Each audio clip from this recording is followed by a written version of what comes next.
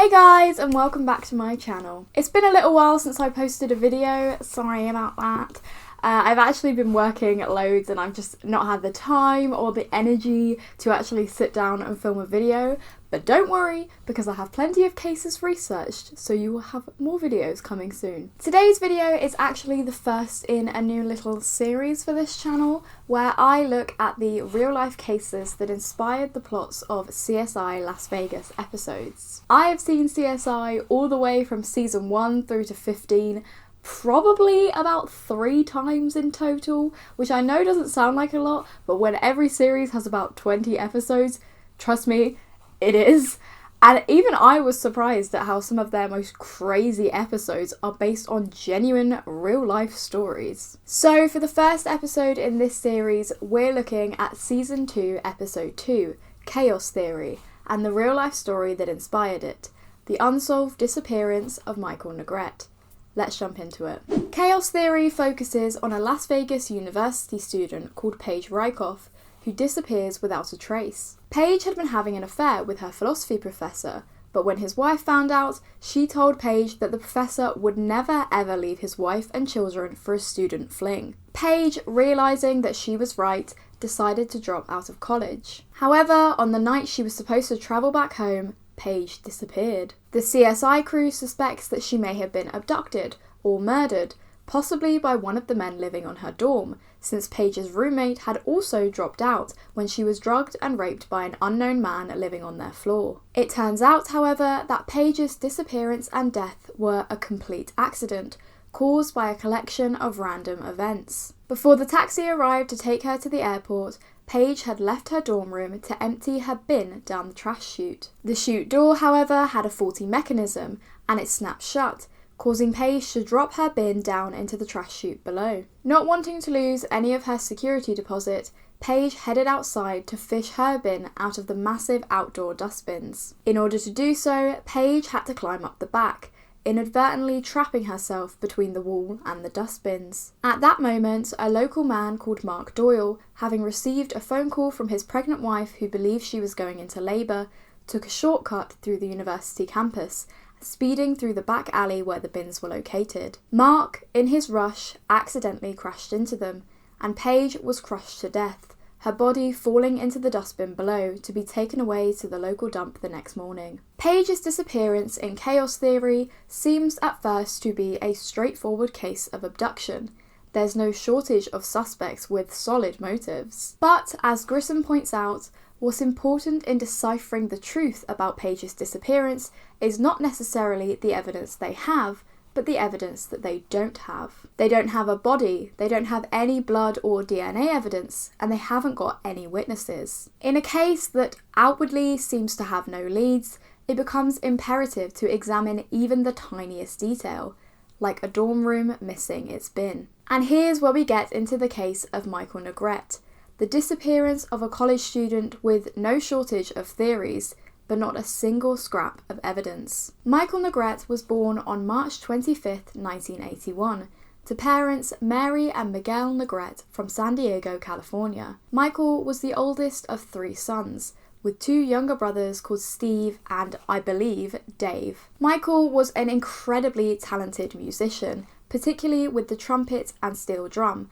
and even won the award for Outstanding Soloist at the Coronado Jazz Fest. During the summers in 1997 until 1999, Michael played steel drum and trumpet in a band called Island Fever. In 1999, Michael began attending UCLA on a music scholarship and was living on the 6th floor of the Dykstra Hall dormitory. Though UCLA is an absolutely huge campus now, at the time it was significantly smaller, and though I may be wrong in thinking this, I believe that Dykstra Hall was one of only 2 or 3 dormitories at the time, and was by far the largest of them all. UCLA, however, was in the process of expanding, and had begun building Deneve Plaza in autumn 1998, which would open to students in the fall of 2000. Deneve Plaza consists of a number of different buildings which are all situated in front and around Dykstra Hall. On the night of December 10th, 1999,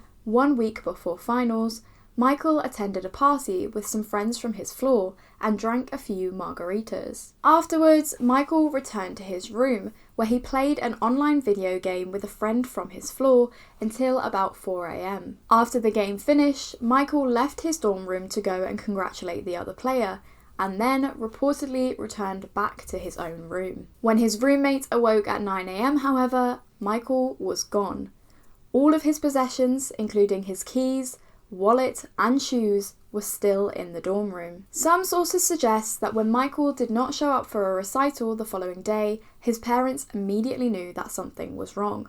Michael was just not the kind of person who would skip out on appointments or recitals without telling anybody first. After a few days of no contact, Michael was reported missing. Police began by questioning Michael's family, friends, and people who lived on the same floor as him, but no one claimed to have seen Michael since 4 a.m. on December the 10th, and no one seemed to have any idea why he might have disappeared. When he was last seen, Michael was wearing a blue plaid shirt, khaki shorts, and white slip-on shoes. Some sources do list that Michael was actually not wearing any shoes and was barefoot, which many people tend to point out since his Charlie Project page bizarrely lists that Michael does not like bare feet. However, from as far as I can gather, it seems that Michael actually owned one pair of outdoor shoes, which were still in his room the following morning, but he did own a kind of slip-on house shoe. I'm not sure whether these were actually slippers per se, but they were the kind of shoes that you typically don't tend to wear outside of the house.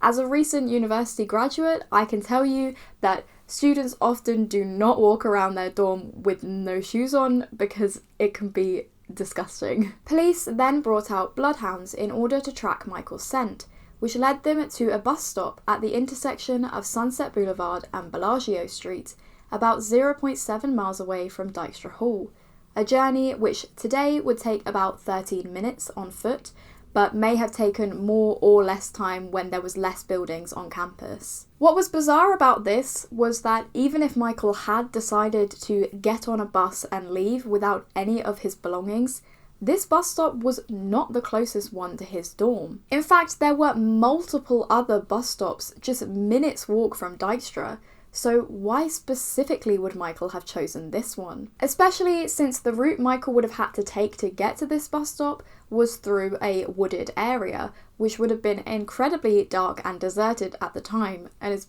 probably a prime place to attack somebody. It just doesn't make much sense, and the police obviously thought so too, since they wrote this evidence off, claiming that the dogs were simply confused on the scent. In June of 2000, detectives issued a questionnaire to all Dykstra Hall residents, in the hope that somebody would come forward with a tip they had been too scared to reveal previously. In fact, they did get some somewhat useful information.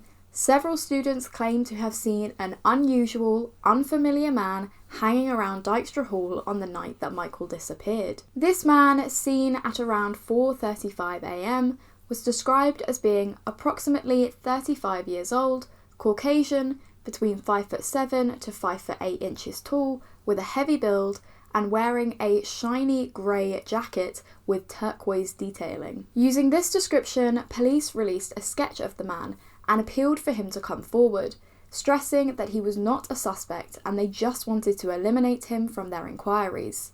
No one ever came forward. By this point, detectives had very little left to work with. Within just 1 year of Michael's disappearance, the number of detectives on the case had dropped from 7 to just 1. In a desperate bid for a lead to follow, Sergeants William Howell and Joe Purcell reached out to a criminal profiler, an expert who evaluates crime statistics and criminal psychology in order to build accurate criminal profiles and narrow down suspect lists. The profiler told them that they had more than likely already spoken to somebody who knew exactly what happened to Michael.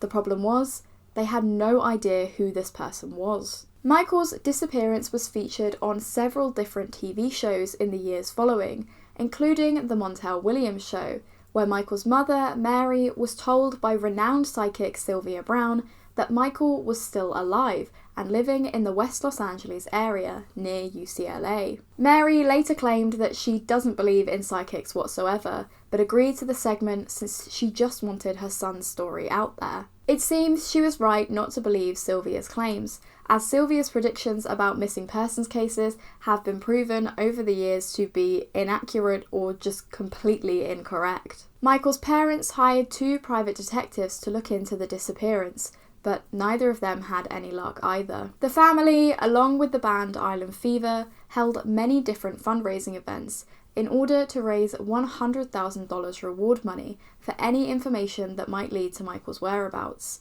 This money, however, has never been claimed. It has now been almost 22 years since Michael Negrete was last seen. To this day, no further evidence has been found, and there have never been any sightings of him. Now, here's where we get into the theories. There is basically a never-ending list of theories in this case, because, unsurprisingly, when you have very little evidence, you have very little you can rule out. But I'll only be discussing the ones that I think are the most credible or just the most interesting. The first theory is that Michael had become involved in drugs, had had a bad reaction which caused him to wander off into the night, where any number of bad things could have happened to him. In 2013, Michael's brother Steve, who used to be a member of the band Steam Powered Giraffe, answered a question on his Tumblr blog about his stance on drugs. His response revealed something that the public had never known, that Michael had been taking ecstasy and attending raves in the weeks before his disappearance. Steve stated that he believed that these drugs were the root cause behind his brother's disappearance, and this belief had impacted him so strongly that he had always abstained from drugs. Steve wrote that his own personal theory was that Michael was under the influence of ecstasy or some other substance, left the dorm for whatever reason, and was picked up by one of those people your mother warns you about. He was also damn athletic and way strong enough to defend himself if need be.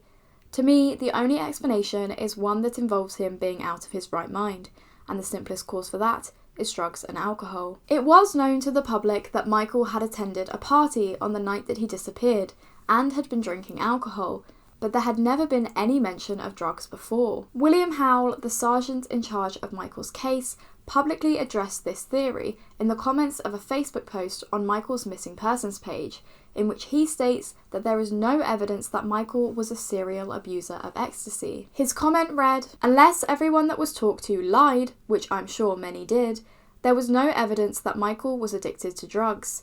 In fact, as far as investigators could tell, Michael only used ecstasy once, and that was never confirmed." The problem with this theory is that though it does perhaps explain why Michael left the dormitory that night, it still doesn't explain what happened to him after that. Was he killed by a drug dealer, hit by a car, died of an overdose, picked up by someone with bad intentions and killed? There's no evidence to rule out any of these scenarios, but there's also no evidence to corroborate any of them either. The second theory does more to explain what might have actually happened to Michael, that he fell into one of the construction sites on campus and is now buried under one of the buildings of UCLA. As I mentioned earlier, there was a hell of a lot of construction going on the UCLA campus around the time Michael disappeared, particularly around Dykstra Hall. Though the safety and ease of gaining access to this construction site is pure speculation, as we obviously don't know what it was really like,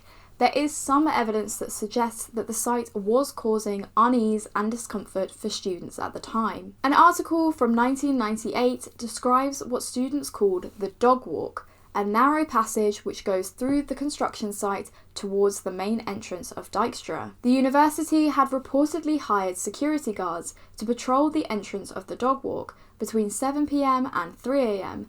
due to repeated complaints from students that the area was very dark and felt unsafe. Though it is possible that these security guards were no longer working there by the end of 1999, or that the dog walk had since been dismantled, what this article does prove is that the construction site was clearly causing some unease and discomfort and impeding on students' safety. As well as this, the site itself experienced its own health and safety investigation after a 19-year-old construction worker was killed on the site on August 15, 1998. Jason Drass had been operating a tractor-trailer known as a bottom dump which is used to haul dirt from the site and weighs anywhere between 30,000 and 35,000 pounds without a load. Drass had climbed out of the vehicle and begun walking up a hill in front of it. The vehicle, however, was still moving forward, and Drass was crushed to death when he fell beneath it. Contractors were never able to establish why Drass had got out of the vehicle in the first place. Though this does seem like a simple accident and a split-second mistake made by one individual worker,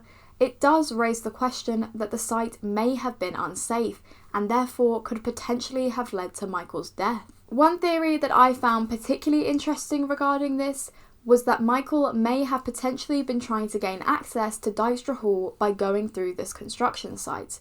If you remember, I mentioned earlier that Michael's keys were still in his room the next morning, so the theory goes that Michael, realising he had forgotten his keys, panicked and tried to gain access to the building in any way he could. Though it does sound unlikely, there are several different cases that are very similar to this theory. On January 13th, 2007, at Purdue University in West Lafayette, Indiana, 19-year-old Wade Steffi was attending a party at the Owen Hall dormitory on campus. He was last seen around 12:30 a.m. outside of the dormitory, and around that same time, he placed 2 phone calls to a friend, asking them to retrieve his jacket from inside the dorm. After this, Wade was never seen alive again. Wade was an aviation student with no known enemies, and within a week, a police and university-led search was conducted, but with no luck. The lead theory was that Wade had been abducted and murdered whilst walking home from the party. 2 months later, a strange pinging noise was heard coming from a high-voltage utility room on campus. A maintenance worker went in to investigate and discovered Wade's decomposing body slumped over high-voltage machinery. The coroner stated that it seemed that Wade had wandered into the utility room whilst trying to gain access to the dorm, and, not realising the danger he was in, had felt around for a light switch, ultimately electrocuting himself on the high-voltage machinery. These rooms are usually supposed to be locked, but it seems by some mistake that this was not done. Wade's case makes me think that it's very possible something like this could have happened to Michael. One small oversight by a construction worker could have caused Michael's death by misadventure. However, just to disprove this theory a little bit, as I love to do on this channel, I did find one person who claimed to have been attending UCLA and living in Dykstra Hall at the time Michael disappeared. They said that though the construction on Deneve was definitely happening at the time, it was not exposed in any way that anyone could have wandered into it. The same person also said that Dykstra Hall was a massive building, almost its own city, so with the hundreds of people living there, it would be pretty hard to recognise individual faces if they weren't your friends, which perhaps explains why no one remembered seeing Michael leaving the dorm or wandering around campus that night. Although if you have heard of this case before, there are some sources that say that there were witnesses who saw Michael leaving the dorm at 4:35 a.m. that morning, and some sources that say he was actually caught on security camera,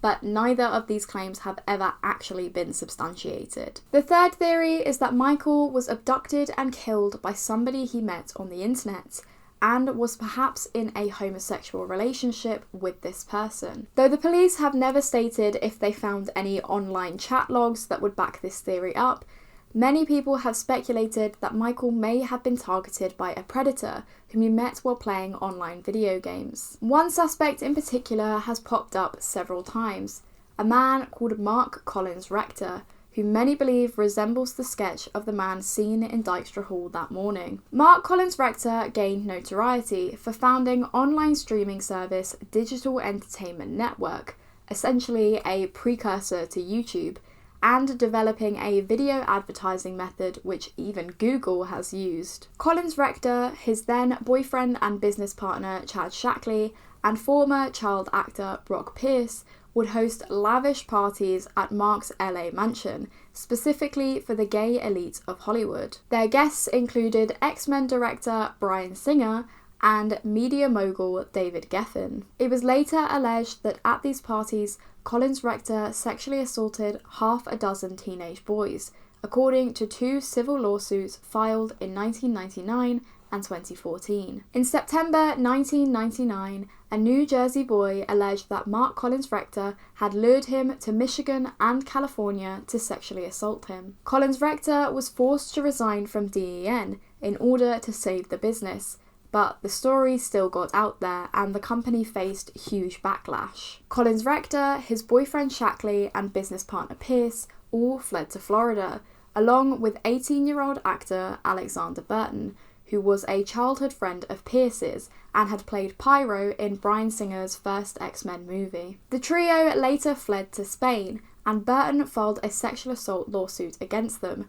claiming that they had systematically drugged and raped him, even threatening him with a gun. In the following months, at least 4 other lawsuits were filed, all alleging sexual abuse by Collins Rector against teenage boys. On June 10, 2004, Mark Collins Rector pled guilty to 8 counts of transporting minors across state lines for the purpose of sex. When Michael Negrete disappeared in December of 1999, Collins Rector was still living in Encino, California. He was living at 5255 Encino Avenue, which is around 9 to 12 miles from Dykstra, depending on the route. To travel from UCLA to Encino, you would need to drive on the 405 freeway, and the way to access this would be through Sunset Boulevard, on the same stretch of road that Michael's scent was last traced to. Perhaps this is where Michael was picked up from for their rendezvous. Mark Collins Rector loved young men, particularly young men who looked young, and he would reportedly do anything he could to get them back to his house in Encino. Once they were there, he would allegedly threaten them to stop them from leaving and ruining his fun. But it's not enough that Collins Rector was a rich and powerful sex offender living nearby at the time.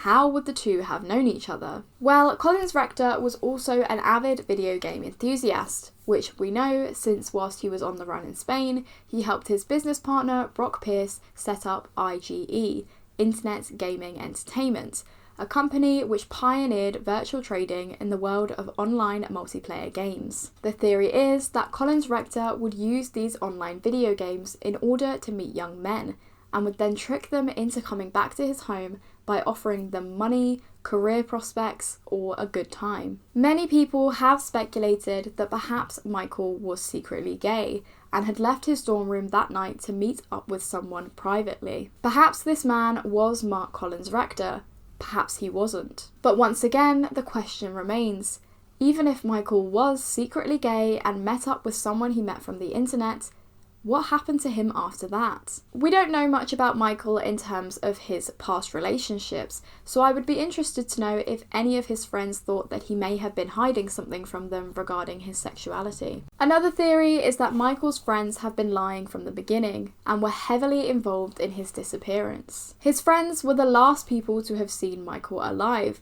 and their statements, particularly of the friend who was playing video games with him, are the only ones that indicate that Michael was still alive at 4 a.m. If their statements can't be trusted, then Michael could have disappeared hours earlier, even in a completely different location, which would perhaps explain the lack of evidence on campus. A commenter on a Web Sleuth thread about Michael's disappearance claimed that their younger brother had gone to high school with Michael's brother Dave, and that he'd heard that Michael's friends were not exactly ideal to say the least, and were a rough crowd. Though obviously I can't claim this person is being 100% truthful, there does seem to be a general consensus, even among the police, that Michael's friends were hiding something. Some people find it strange that Michael would have left his dorm to congratulate this other player, rather than just messaging him. Or that Michael's roommate didn't hear him leaving or think to report him missing. Some have even mentioned that it seems strange that Michael was described as drinking margaritas that night, since college students don't tend to buy or make intricately mixed drinks, and as a teenage boy, Michael may have been worried about facing teasing for drinking a stereotypically girly drink. The names of Michael's friends and roommates have never been put out there publicly, but I would hope that if they do know something, they will one day come forward with the truth. And the final one of the larger theories is one that is highly unlikely, but has some weirdly credible evidence behind it. It's that Michael was secretly recruited into the CIA or the FBI, who helped him fake his disappearance. Allegedly, Michael had a very high IQ and was very good with computers, which apparently explains why they would want to recruit him. The FBI did actually get involved in Michael's case at the beginning, but bizarrely, not only were they no help whatsoever, they actually destroyed evidence. In that same Facebook comment that I mentioned earlier from Sergeant William Howe, he also wrote, "The FBI did get involved in the beginning, but botched the case with polygraph interviews of friends and schoolmates, and later corrupted the hard drive on Michael's computer. The Los Angeles Sheriff's Office was unable to reconstruct the data, as it was lost. There was also much more that occurred with the FBI, but that is a whole new story." Though this does seem absolutely bizarre, I can't help but think that the FBI accidentally ruining cases and destroying evidence is probably a lot more common than they would like you to think. I also think that it seems highly unlikely that the CIA or the FBI would recruit somebody by helping them fake their disappearance, and I also couldn't find any evidence that Michael was of this crazy above average intelligence level. We know he was very musically gifted, as he did have a music scholarship to UCLA, but there was no evidence that he was especially gifted in other areas as well. Another theory is that Michael was suffering with his mental health or had some kind of nervous breakdown, as final exams were the following week, and he either ran away and left his life behind, or he killed himself. In both cases, however, there is still no answer for what happened to Michael's body, or why nobody has ever seen him in the years since he disappeared, and also there was never any indication given by family or friends that Michael was struggling particularly badly at this time. There's also a theory that Michael may have been the victim of one of the many unidentified serial killers from California, or that he may have been killed by the rapist that was plaguing UCLA at the time. Also, if you've heard of this case before, you may be wondering why I haven't mentioned the theory that Michael was killed by a family friend called Damon Van Dam, who strongly resembles the suspect sketch that the police made. The reason why I hadn't mentioned this is, quite frankly, because I think it is a load of rubbish. If you don't know, it's been mentioned in videos on this case before that Michael's family were friends with a man called Damon Van Dam, who had arranged to meet up with Michael around the time that he was killed. This information actually came from a blog post which essentially accuses Damon Van Dam of murdering his own daughter Danielle, as well as being involved in the disappearances of Adam Walsh, Tiffany Sessions, and Michael Negrete. Their evidence for this is that allegedly Damon Van Dam was living in the states that these people disappeared from at the time they disappeared. That's it. The post also claims that Van Dam admitted on an episode of the John and Ken radio show in 2002 that he was a friend of Miguel Negrete's and was in Los Angeles in 1999. The problem is that no one has ever actually been able to find this radio show in order to verify this claim, and plus the article itself is just terribly written and seems to be saying that David Westerfield, the man who was convicted of murdering Danielle Van Dam, is actually innocent. The DNA evidence against David Westerfield is literally irrefutable. There is no way that man is innocent. And Tiffany Louise Sessions, the other person they mentioned, all evidence in her case points to her being murdered by serial killer Paul Eugene Rouse. I just thought I should mention this theory because I saw it getting a lot of support in the comments of some videos, purely because Damon Van Dam resembles the police sketch, but let's be honest, this could be any old white guy. I mean, he's not exactly a unique looking individual. With Michael's case, there is not one clear answer to any of the questions. When was he last seen alive? Was he abducted? Killed?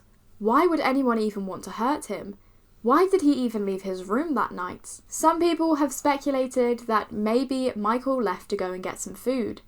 But what happened to him after that? Is the dog evidence reliable, or is it a red herring and a trace of him from days earlier? Did anyone even see Michael for sure after he logged off of his computer? Allegedly, he was last seen around 4 a.m. But is it possible that he disappeared much earlier? Could someone else have been using his computer all that time?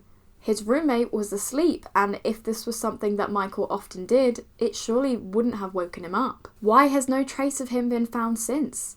Is he an unidentified John Doe out there somewhere? Before I wrap this video up, I just wanted to add that this case reminds me so much of one I previously covered, the disappearance of Adam Hecht. Both were young men who were living in LA. Neither had any clue that they were going to disappear in terms of struggling with mental illness, drugs, or any known enemies. And both have not been seen or heard from in decades, with not one single clue in their case appearing since they disappeared. Could Michael have also joined the crowd of homeless people living in LA, just like people think Adam Hecht did? The way the CSI writers adapted Michael's story is incredibly interesting, and though at first the two disappearances of Paige Rykoff and Michael Negrete may seem to have very little in common, I wonder if perhaps the CSI crew may have been on the right track. The disappearance of Paige Rykoff at first appears to be suspicious, even a homicide, but it turns out that it was a complete accident caused by a series of unconnected events. Maybe this is what happened to Michael. Thank you very much for watching this video. I do hope you enjoyed it. Please let me know in the comments below what you think of this case. What do you think happened to Michael? Do you think the CSI writers may be onto something? Let me know. If you did enjoy this video, then please do give it a thumbs up and subscribe if you want to see more like it. If you want to follow me on any of my social medias, then they will be linked in the description down below, along with all the sources that I use for this video if you fancy some extra reading. Once again, thank you very much for watching, and I will see you next time. Bye!